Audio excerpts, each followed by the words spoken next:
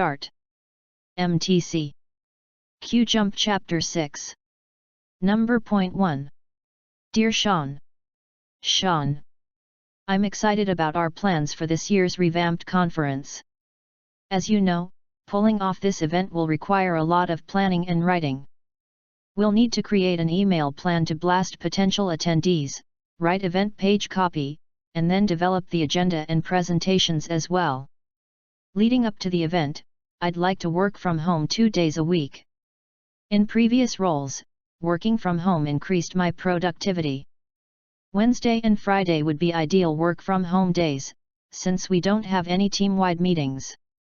Of course, I can be completely flexible and come into the office if we ever do need face-to-face time, and I'll be available by phone and email on work from home days, in case anything comes up. Eager to hear your thoughts on this plan. Best, Carrie. Carrie. MTC. Good job. Let's start. MTC. Q-Jump Chapter 6. Number point 2. Corporations establish rewards to drive performance. Often these rewards focus on meeting budgets and avoiding risk. Rewards of this type cause managers to invest in safe products that pose little chance of a big loss but also little chance of a big profit. These rewards totally block any motivation to explore riskier paths. The companies reward the speed at which low-risk products are created and marketed, even if they are hoping for radical new ideas. The outcome is little appetite for risk and an overdose of incremental ideas. Interestingly, managers get frustrated with the outcome, blind to the behavior that the organization is explicitly or implicitly rewarding. A badly designed measurement or reward system mutes the rest of the rules, even if optimally designed. MTC. Good job. Let's start. MTC. Q-Jump Chapter 6. Number point 3. In the United States, we tend to equate creativity with novelty and originality. But the high value that we place on novelty is not shared universally in all cultures. In performance, for example, we find that in almost all cultures, including our own, improvisation is allowed only in informal performances. In formal settings, in contrast, improvisation is not allowed. Formal performances must follow the movements of the dance or the words of the script. In most cultures, rituals forbid improvisation. This seems to be related to the power of ritual. A ritual can only perform its supernatural function if performed exactly, and a divergence from the appropriate dance or script would result in an ineffective ritual. In a traditional U.S. Christian wedding, the religious official is expected to say, "I now pronounce you husband and wife." An unexpected creative improvisation such as "I exclaim that you are now joined for life," or even "from now on you will be married," would be disturbing, generally not welcomed by the participants and audience. MTC. Good job. Let's start. MTC. Q-Jump Chapter 6. Number point 4. You may have heard or read that Laurence Olivier was widely believed to be the greatest actor of the past century. Laurence Olivier. But when you see one of his films, you may wonder how that could be. This assessment comes largely from those who saw him perform live. He was an amazing and brilliant technician who took big risks and thrilled audiences far enough away not to be able to sense his technique. He rarely reached that impact on film where his work sometimes looks calculated. Richard Burton, also respected as one of the 20th century greats, had a voice so huge that it would sometimes overwhelm the camera, the microphone, and all the intimacy of film acting. 20 Richard Burton.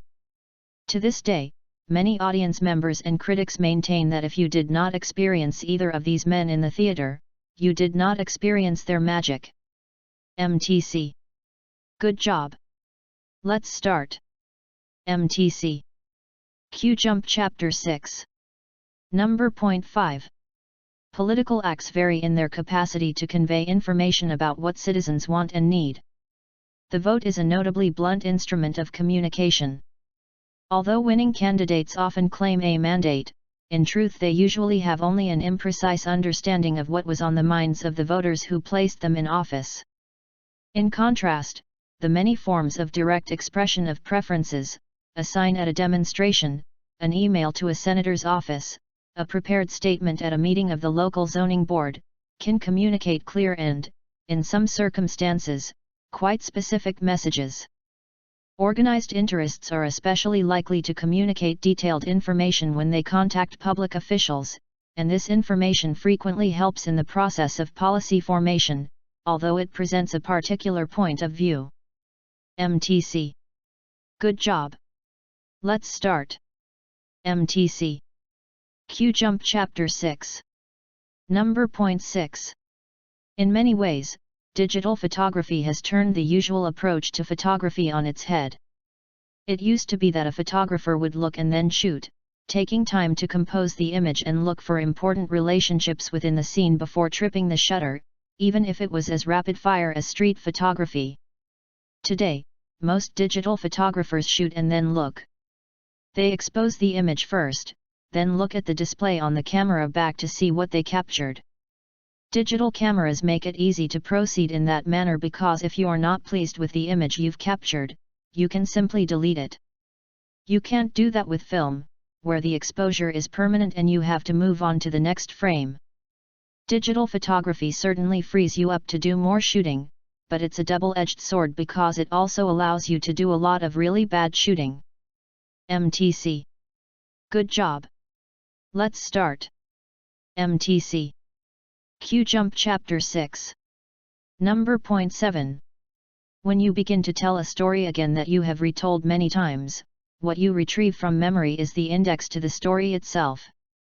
That index can be embellished in a variety of ways. Over time, even the embellishments become standardized. An old man's story that he has told hundreds of times shows little variation, and any variation that does exist becomes part of the story itself, regardless of its origin. People add details to their stories that may or may not have occurred. They are recalling indexes and reconstructing details. If at some point they add a nice detail, not really certain of its validity, telling the story with that same detail a few more times will ensure its permanent place in the story index. In other words, the stories we tell time and again are identical to the memory we have of the events that the story relates.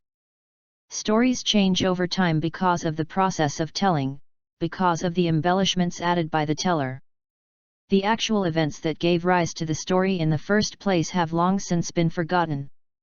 MTC. Good job.